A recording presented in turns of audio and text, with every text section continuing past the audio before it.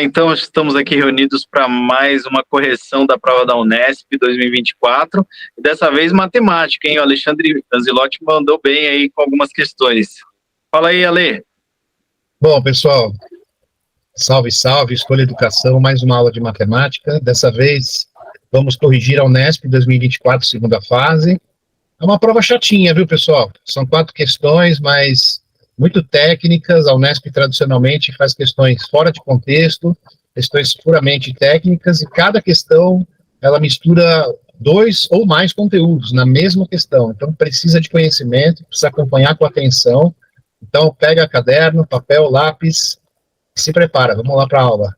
É isso aí, pessoal. Então, olha, agora aproveitando, né, essa correção de matemática, a gente pede aí para que você dê uma força para a gente, clicando, né, no link, né, assinando o canal, mandando para os amigos, porque isso vai dar uma força enorme para a gente, tá certo? Então, vamos lá, bora para a aula? Bora!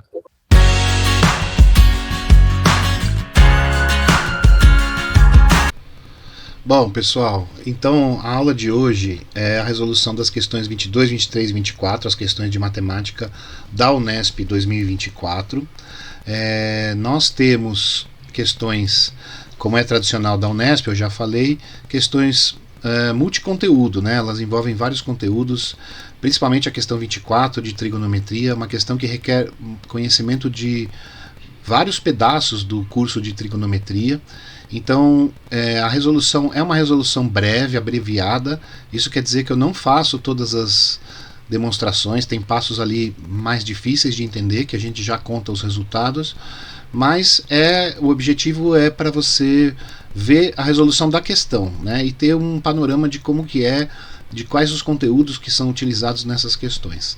Eu espero que vocês gostem. Aproveito para dizer, para vocês postarem os comentários. É muito importante para mim, como professor, que vocês deem devolutivas sobre como estão as resoluções dessas questões. Então deixa lá seus comentários, suas dúvidas, curte o canal, ativa as notificações, tá bom? Então peguem aí um papel, um lápis, uma borracha e preparados para resolver essas questões, vamos lá. Pessoal, então vamos começar pela questão 22, né? É uma questão de probabilidade, mas também está relacionada com questão de polígonos regulares, de ângulo interno de polígonos regulares. Então, passando uma leitura rápida, é uma roleta, né? Uma roleta curiosa, porque cada setor tem o nome do próprio ângulo, né? Então nós temos um setor amarelo aqui de 120 graus, um setor azul claro de 75 graus, um setor de 90 graus, um setor de 30 graus, um setor de 45 graus. São detalhes aqui no enunciado, né? De girar o ponteiro, se a setinha cair entre os dois setores, então joga-se de novo, etc. Bem clássico. Então, pergunta A: girando-se ao acaso o ponteiro da roleta até que ela pare em uma região do interior de algum dos 5 pontos, qual a probabilidade de que o ângulo central seja obtuso? E qual a probabilidade de que o ângulo seja agudo? Gente, muito tranquila essa parte. Ângulo obtuso são aqueles ângulos maiores que 90 graus. Então, destes ângulos que tem aqui, a gente só tem o 120 graus, que é obtuso, né? E agudos nós temos 45, 30 e 75. Então, cuidado, tem uma pegadinha aqui. O 90 ele não é nem agudo, nem obtuso. Então, indo para a resolução, na letra A, qual a probabilidade do ângulo ser obtuso? Ora, é um setor de 120 graus dentro de uma circunferência que tem um ângulo total de 360 graus. Então, 120 dividido por 360, dá para simplificar, e isso aqui vai dar 1/3, ok? Depois, gente, a probabilidade do ângulo ser agudo só tem tomar cuidado, porque às vezes as pessoas querem fazer o complementar aqui, né? E vai fazer 2/3, né? Se não é obtuso, é agudo. Não. Ângulos têm 3 possibilidades: ou eles são obtusos, ou eles são agudos, ou ele é reto. Então nós temos que tirar o 90 graus da jogada aqui, né? Qual a probabilidade de ser um ângulo agudo? É a probabilidade de ser 75 graus, ou a probabilidade de ser 45 graus, ou 30 graus. E esse ou aqui na regra das probabilidades é um mais, né? Então nós vamos jogar o que aqui? Com a probabilidade de ser 45 graus mais 45 graus, né? Vamos pôr um grauzinho aqui em todos, mais a probabilidade de ser 75 graus, mais a probabilidade de ser 30 graus, né? Isso aqui vai dar o que pra gente? Probabilidade de ser 45 sobre 360, a probabilidade de ser 75 sobre 360 e a probabilidade de ser 30, tudo sobre então 360. Isso aqui vai dar 45 com 75, 120, mais 30, 150, dividido por 360. Podemos aqui, né, cortar um zero para simplificar. Temos 15 sobre 36, que dá para dividir por 3, e vamos ficar com a resposta 5 sobre 12. Então, resposta: probabilidade de ser ângulo obtuso, 1/3. Probabilidade de ser ângulo agudo, 5/12. Ajustamos a lousa. Questão B. Girando-se ao acaso 2 vezes o ponteiro da roleta, então atenção agora, gente. Vamos girar 2 vezes, né? Então nós vamos ter aqui dois eventos acontecendo.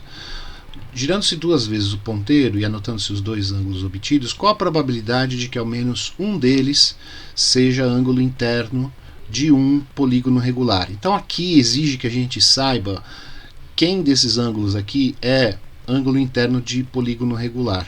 Então vamos lembrar, se a gente tem um triângulo, qual que é um triângulo regular, um triângulo equilátero, o ângulo interno dele é 60 graus. 60 graus não está aqui. Se a gente tem um quadrado, o ângulo interno dele é 90 graus. E 90 graus está aqui. Então 90 graus é um dos candidatos. Se a gente tiver um pentágono, às vezes as pessoas não sabem de cor, a gente já deduziu em outros exercícios aqui no canal, 108 graus o ângulo interno do pentágono, também não está aqui. Se a gente tem um hexágono de 6 lados, né, regular, ângulo interno 120 graus, está aqui. Então 120 graus é ângulo interno de polígono regular. E vocês vão percebendo que vai aumentando aqui, né, um polígono de 3 lados, polígono de 4 lados, polígono de 5 lados, polígono de 6 lados, o ângulo interno vai ficando cada vez maior, né, ele vai abrindo cada vez mais esse ângulo. Então, como nenhum ângulo aqui é maior que 120, os 2 únicos possíveis desses 5 que estão aqui, os únicos que são ângulos de polígonos regulares são o 90 graus, que é o ângulo interno do quadrado, ou quadrilátero regular, e o 120 graus, que é o ângulo interno do hexágono regular. Então, quando ele pergunta qual a probabilidade de que seja um ângulo interno, é qual a probabilidade de cair no 90 ou no 120, ok? Então, vamos chamar de A o evento ser ângulo interno aí de um polígono PR, polígono regular, ok? Só para abreviar o evento aqui com a letra A maiúsculo. Então nós vamos jogar 2 vezes. Nós queremos que qual é a probabilidade de que ao menos um deles, gente, essa é uma frase muito importante aqui nesse exercício. Ao menos um. Então, ao menos um significa que eu vou jogar 2 vezes. Então pode acontecer que seja ângulo interno e não seja. Na primeira seja e na segunda não. Na primeira não seja, na segunda seja. Ou nas duas sejam. Ângulo interno, no primeiro lançamento, seja ângulo interno de polígono regular, e no segundo lançamento, seja ângulo interno de polígono regular. A possibilidade que não é contemplada aqui é quando nenhum dos dois é um ângulo interno de polígono regular. Então nós queremos saber qual a probabilidade de ocorrer um desses 3 eventos e de dois lançamentos, né, ou de 2 giros da roleta. Então, a gente vai trabalhar com complementar. A gente vai calcular esta probabilidade, a probabilidade de que não seja em nenhum dos 2 giros um ângulo interno de polígono regular, e depois a gente vai tirar né? A gente vai lembrar da propriedade do evento complementar, ok? Então vamos chamar de B a probabilidade de que o lançamento não atinja um ângulo interno de um polígono regular. Então nós vamos calcular a probabilidade desse evento B. Qual que é a probabilidade desse evento B? Ou seja, quais são os ângulos que podem sair aqui que não são ângulos internos de polígonos regulares? Então a probabilidade seria de sair ou 45, ou 30, pondo na ordem aqui, ou 45, ou 75. Esses 3 não são ângulos internos de polígonos regulares. E essa probabilidade, gente, a gente já calculou aqui. É a probabilidade de ser um ângulo agudo, ou 30, ou 45, ou 75. Então, essa probabilidade nós já temos a resposta, que é 5/12. Acontece que nós queremos o quê? Que isso aconteça duas vezes. Nós queremos que qual é a probabilidade de acontecer o evento B e o evento B. Vamos por assim, o evento B e o evento B. Esse E, né, na probabilidade, é a multiplicação, pelo princípio multiplicativo. Então nós vamos querer que aconteça o quê? Que não aconteça ângulo interno na primeira e, ou seja, vezes, não aconteça ângulo interno na segunda. 5/12 vezes 5/12, o que vai dar 25 sobre 144. E aí, gente, finalmente nós vamos então calcular, como a gente falou, a probabilidade do evento complementar. O que é o evento complementar? É exatamente o que falta, as outras possibilidades em relação a essa que nós calculamos. Ou seja, nós calculamos a probabilidade de B e B. O que era B? Não ser o ângulo interno de um polígono regular. Agora, se os dois, a probabilidade de os dois não serem ângulos internos é 25, 144 avos. Todo o restante, ou seja, todos esses outros três eventos, repito, sair um ângulo interno na primeira e não na segunda, sair um ângulo interno na segunda e não na primeira, ou sair um ângulo interno nas duas, contempla este enunciado. Qual é a probabilidade de que ao menos um seja ângulo interno? Então basta agora a gente fazer o evento complementar, então que vai ser 1 menos a probabilidade de B e B, que é o que a gente acabou de calcular. E isso vai ser 1 menos 25 sobre 144, que vai dar 144 menos 25 sobre 144. E resposta final, então, 119 sobre 144. Essa é a probabilidade de que ao menos um deles, dos dois lançamentos, seja ângulo interno de um polígono regular. Essa é a resposta final. Pessoal, uma questão que envolve vários conceitinhos de probabilidade, mistura várias coisas, né? Mas precisa ter um bom domínio aqui técnico do assunto. Vamos à próxima questão? Vamos então agora para a questão 23, um pouquinho mais trabalhosa que a questão 22. Um prisma reto de 10 centímetros de altura tem base representada pela letra N. Então a gente está vendo aqui, né, um N, que seria a base de um prisma. Essa base ela é composta por dois retângulos, AB e J, que é esse retângulo aqui da esquerda, e DEFG, que é esse outro retângulo aqui. E no meio, entre eles, um paralelogramo, que é CDHI, um paralelogramo aqui entre os dois retângulos, formando uma letra N. Aí ele dá os dados aqui, né? AJ igual a 12, BC igual a X, e AD igual a X menos 1, e BD igual a 6 centímetros. Todos esses dados aqui na figura. Eu desenhei esse prisma, pessoal, vou trazer ele para cá para vocês. Então tá aqui, desenhei o prisma para vocês, aqui tá a base, né? Só para vocês imaginarem. Na verdade, esse desenho não é requerido na prova. A gente vai usar da imaginação, né, na prova, da visualização, imaginando a base aqui, em perspectiva, desenhada a letra N, e um prisma reto, né, que tem 10 centímetros de altura. Então vamos para o exercício. Letra A. Considerando que os triângulos CBD e JAD são semelhantes, mostre que x igual a 9. Então eu vou desenhar, pessoal, de vermelho, o triângulo CBD. Então tá aqui, ó. Nós temos o CBD. Esse aqui é o nosso triângulo CBD, né? E vou desenhar de verde o triângulo JAD, que tá aqui, ó. JAD. Claramente são dois triângulos são semelhantes, né? Ele fala, considerando que os triângulos CBD e JAD são semelhantes, mostre que x igual a 9. Vou trazer esse desenho aqui para baixo.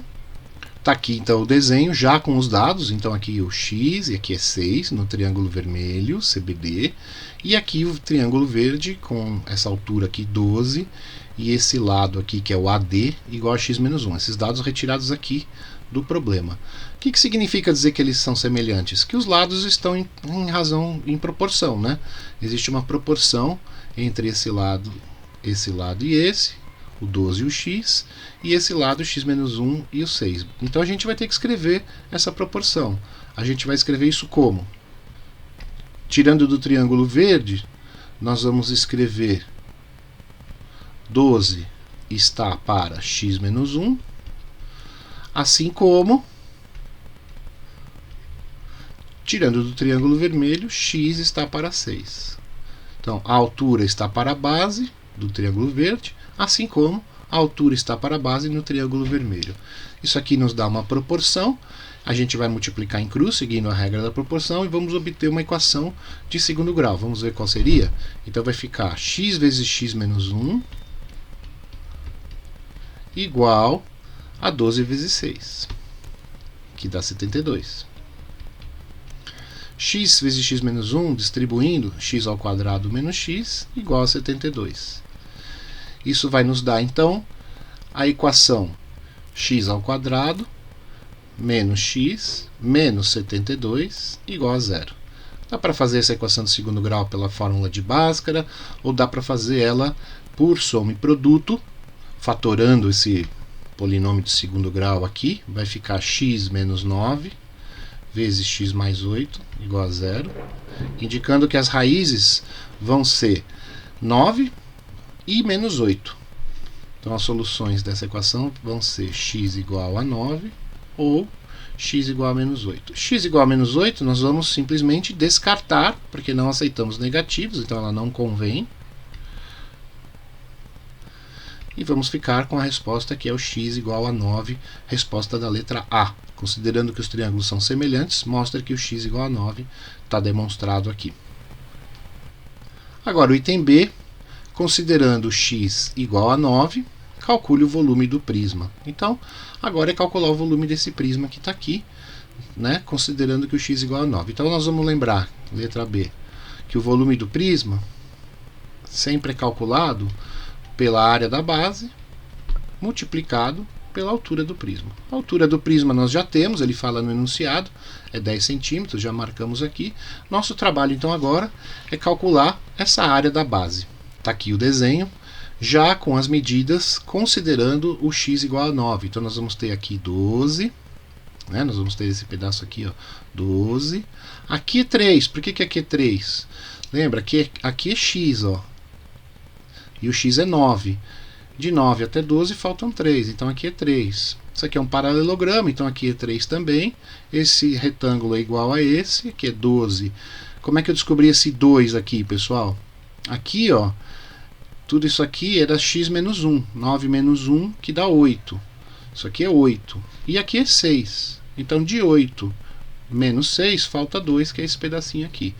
Concluindo, nós temos dois retângulos iguais, de 12 por 2, e um paralelogramo de um dos lados, que seria a base do paralelogramo, 3, e 3 aqui também, e a altura do paralelogramo, que é esse 6 aqui. Isso aqui vai funcionar como a altura do paralelogramo. Então o que nós temos que fazer? Área dos retângulos. Vamos por assim, área dos retângulos. São 2. Então, 2 vezes, primeiro de tudo, que são 2 retângulos. E o valor deles? 12 por 2. Né? Vamos pôr entre parênteses só para separar. 2 vezes porque são 2 retângulos. E 12 por 2, a área em relação às suas dimensões. 12 vezes 2, 24. Vezes 2, 48 centímetros quadrados. Seria a área dos dois retângulos. E a área do paralelogramo, pessoal? É dada pela expressão base vezes altura. A base é 3 e a altura é 6. 3 vezes 6, 18 centímetros quadrados. Então nós vamos ter, finalmente, que a área dessa base é 48 mais 18, que vai dar 66 centímetros quadrados. E aí, pessoal, simplesmente acabar aqui calculando o volume do prisma. Então, volume do prisma igual a área da base, 66 centímetros quadrados, multiplicado pela altura dada no enunciado, que é 10. Finalmente, resposta, volume do prisma igual a 660 centímetros quadrados. Resposta final do item B, pessoal. Então é uma questão tranquila, requer que a gente saiba cálculos de figuras planas básicas, como quadriláteros básicos, retângulo e paralelogramo, e saibamos que o volume do prisma é calculado através da fórmula área da base vezes altura. Beleza? Vamos para a próxima. Então, pessoal, a questão 24 acho que é a questão mais difícil dessas três que a gente está resolvendo, principalmente porque ela envolve um tema que é mais difícil, que é a função trigonométrica, e ainda por cima, né, na letra B, ele envolve um tema de geometria analítica, que é o coeficiente angular. Então, essa questão requer conhecimento de função trigonométrica, e para saber função trigonométrica, gente, tem um caminho enorme até chegar no conhecimento das funções trigonométricas, desde a trigonometria lá do 9º ano, primeiro do ensino médio, do triângulo retângulo, passando pela circunferência, pela trigonometria do círculo trigonométrico, depois para as funções, para os gráficos, para o comportamento dos gráficos, os pontos notáveis do gráfico, né? E aí depois ele acha dois pontos aqui do gráfico, o Q e o R, e pede o coeficiente angular, que está relacionado com geometria analítica. Então é uma questão complexa, né, que envolve muitos conteúdos e muito conhecimento. Então a Unesp com essa característica, né, de numa mesma questão trazer vários conteúdos e através destas questões acabar selecionando os alunos que estão mais preparados no sentido do conhecimento matemático para as carreiras da área de exatas, né, que envolvem aí matemática nas suas graduações, tá bom? Vamos então começar. Primeiro ele dá um gráfico, né, de uma função trigonométrica, é uma senoide, né? Isso aqui é uma senoide. O que é uma senoide? É o gráfico de uma função seno.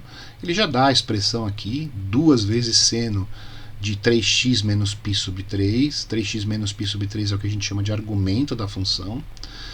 E ele marca os pontos P, Q, R, O, né? P, Q, R, O. Ele descreve onde estão os pontos, etc. Né? O ponto Q é o ponto gráfico de menor abscissa para o qual é máximo. Então a função trigonométrica tem vários máximos, então esse é o primeiro máximo positivo, né? Depois viria aqui o segundo máximo positivo, etc. O ponto R é na segunda intersecção positiva do gráfico, então o ponto R ele está no valor intermediário aqui entre o máximo, que é o Q, e esse P, que é o mínimo. O R seria o valor intermediário. A função trigonométrica ela sempre tem esse comportamento, né? Ela vai oscilando entre o intermediário do máximo para o intermediário, do intermediário para o mínimo.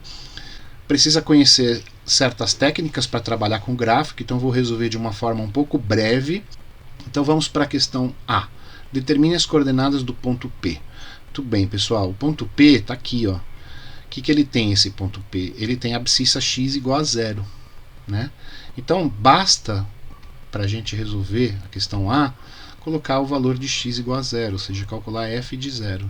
F de 0, então, vamos pegar a expressão 2 vezes o seno de 3 vezes 0, 3x, aqui, né?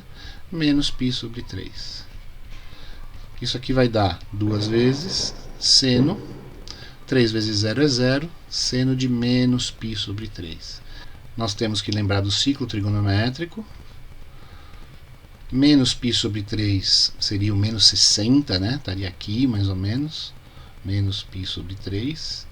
E ele tem seno igual a menos raiz de 3 sobre 2. Vai cortar o 2 com o 2. E nós vamos ter o resultado final igual a menos raiz de 3. Então as coordenadas do ponto P vão ser abscissa x igual a 0 e ordenada menos raiz de 3. Essa sim é a resposta. Já para resolver a letra B, determine o coeficiente angular da reta R. A reta R passa pelo ponto Q e pelo ponto R. Então, antes de entrar na parte da geometria analítica, de determinar o coeficiente angular, a gente vai ter que determinar que pontos são o ponto Q e o ponto R. Vou fazer de um jeito breve aqui, novamente. Então, nós vamos lembrar que toda função seno, ela tem uma característica assim, ó. Vou trazer um desenho que eu já preparei para vocês. Aqui está o desenho, olha. Toda função seno ela tem essa característica. Esse aqui é o gráfico da função seno, né? Então a função seno oscila entre um mínimo e um máximo, aqui normalmente é menos 1 e 1, mas aqui está multiplicado por 2, então aqui nós vamos ter o ponto menos 2 e mais 2, por isso que eu já pus 2 quadradinhos aqui. E esses valores notáveis, 0, π sobre 2, π, 3π sobre 2 e 2π, são os valores aqui da circunferência trigonométrica. E aí, o que acontece, né? No ponto de máximo, nós temos o x igual a π sobre 2. Claro, gente, essa função ela é periódica, ou seja, isso aqui se repete infinitamente para a esquerda e para a direita. Então aqui nós temos um valor de máximo no π sobre 2, mas tem outros valores de máximo aqui para frente e outros para trás. A mesma coisa o mínimo. O mínimo da função seno ela ocorre no 3π sobre 2. E os valores intermediários, que seria o zero, ele ocorre no 0, no π, no 2π. Isso se a gente pegar um pedaço do gráfico, que é esse pedaço do primeiro quadrante, tá bom? Então, se a gente pensar aqui, ó, esse ponto Q, ele é o primeiro máximo aqui. Então, ele se comportaria como se o x fosse π sobre 2. Acontece que o argumento não é x. O argumento é 3x menos π sobre 3. Então, o que eu tenho que fazer? Eu tenho que igualar esse 3x menos π sobre 3 a π sobre 2. É como se eu quisesse que aqui dentro do parênteses, ou seja, no argumento da função, desse π sobre 2. Por que eu quero que dê π sobre 2 aqui dentro? Porque eu sei que quando o argumento é π sobre 2, a função seno atinge o seu valor máximo, que nesse caso é o valor 2, porque é 2 vezes o seno. Então o que eu vou fazer para calcular as coordenadas do ponto Q? Né? Um ponto Q. Eu vou simplesmente fazer 3x menos π sobre 3 igual a π sobre 2. Passo o π sobre 3 para lá, 3x igual a π sobre 2 mais π sobre 3. π sobre 2 mais π sobre 3 vai dar 5π sobre 6. E passo o 3 dividindo. Então isso daqui vai me dar o quê? Que o x é 5π sobre 18. Isso significa que quando x é igual a 5π sobre 18, este valor aqui é π sobre 2. E quando este valor é π sobre 2, o seno de π sobre 2 é 1, e 1 vezes 2 dá 2, que é o valor máximo. Então esse ponto Q aqui, como é que ele vai ser caracterizado? Então, vamos continuar aqui, ó, B. Então, letra B. O ponto Q, ele vai ter como coordenadas quem? Na abscissa, o 5π sobre 18. E na ordenada, o valor máximo, que é 2. Então, essas são as coordenadas do ponto Q. Vamos reorganizar aqui a nossa lousa. Para o ponto R, pessoal, nós vamos usar a mesma estratégia. Esse ponto R aqui, ele corresponde a esse valor aqui. Que significa o quê? A gente vai querer que o valor aqui dentro do argumento, 3x menos π sobre 3, seja igual a π. Por quê? Porque quando este valor é igual a π, nós temos que o seno de π é igual a 0, né? E aí nós vamos ter esse valor intermediário da função, né? Entre o máximo e o mínimo. E 0 multiplicado por 2 vai dar 0, então ele vai ficar com a ordenada igual a 0. Então nós vamos fazer a mesma coisa que a gente fez aqui. Nós vamos querer que o argumento, 3x menos π sobre 3, seja igual a π. São parênteses, pessoal. Se eu quisesse esse primeiro ponto aqui, ó, em vez do R, eu quisesse esse primeiro ponto onde a ordenada é 0, né, o ponto intermediário, em vez de fazer 3x menos π sobre 3 igual a π, eu faria 3x menos π sobre 3 igual a 0, que é esse ponto aqui. Mas retomando, então, 3x menos π sobre 3 igual a π, passo o π sobre 3 para lá, vai ficar 3x igual a π mais π sobre 3, π mais π sobre 3 vai dar 4π sobre 3, e aí isso vai dar então o x igual, passando o 3 que está desse lado multiplicando para cá, dividindo, igual a 4π sobre 9. O que é 4π sobre 9? 4π sobre 9, então, é a abscissa do ponto R. Quando o x é 4π sobre 9, este valor aqui, 3x menos π sobre 3, fica igual a π. O seno de π dá 0, 2 vezes 0 dá 0. Então, quais vão ser as coordenadas do ponto R? Então, nós vamos escrever agora aqui. As coordenadas do ponto R é a abscissa 4π sobre 9. e ordenada 0. Vamos reorganizar. E agora sim a gente está preparado para resolver a resposta final, né? Determinar o coeficiente angular da reta R. Então vamos lembrar que coeficiente angular, que a gente chama de M, é o ΔY dividido pelo ΔX. O que é o ΔY e ΔX? As diferenças entre os Y e os X. Então nós vamos fazer aqui em cima a diferença dos Y, 2 menos 0. E embaixo a gente tem que seguir a mesma ordem. Se a gente fez do Q para o R, aqui tem que fazer do Q para o R também. 5π sobre 18 menos 4π sobre 9. 2 menos 0 é 2. 5π sobre 18 menos 4π sobre 9. 4π sobre 9 é 8π sobre 18. Então 5π sobre 18 menos 8π sobre 18 vai dar menos 3π sobre 18. Resolvendo essa divisão, mantém a primeira, 2, multiplica pela segunda invertida, então seria menos 18 sobre 3π. Isso daqui vai dar, 18 sobre 3 vai dar 6, menos 6, vezes 2, menos 12 sobre π. Esse é o valor do coeficiente angular, então a resposta final, m igual a menos 12 sobre π. Essa é a resposta final. Pessoal, uma questão complexa, eu fiz de uma forma bem breve, então olhando ela parece simples, mas todo este caminho aqui, ele requer muitos conhecimentos prévios, formados aí ao longo de todos os anos do ensino médio, ou ao longo de um ano de cursinho, ou enfim, um caminho um percurso de construção do conhecimento das funções trigonométricas. Isso requer um curso inteiro só para isso. Pessoal, estas foram as questões da Unesp 2024, as questões de matemática da segunda fase. Eu já comentei bastante sobre a prova e só me resta dizer aqui que eu espero que vocês tenham entendido. Caso tenham ficado dúvidas, anotem as questões, procurem o nosso curso de trigonometria, né, que ajuda a resolver a questão 24, e curtam o nosso canal.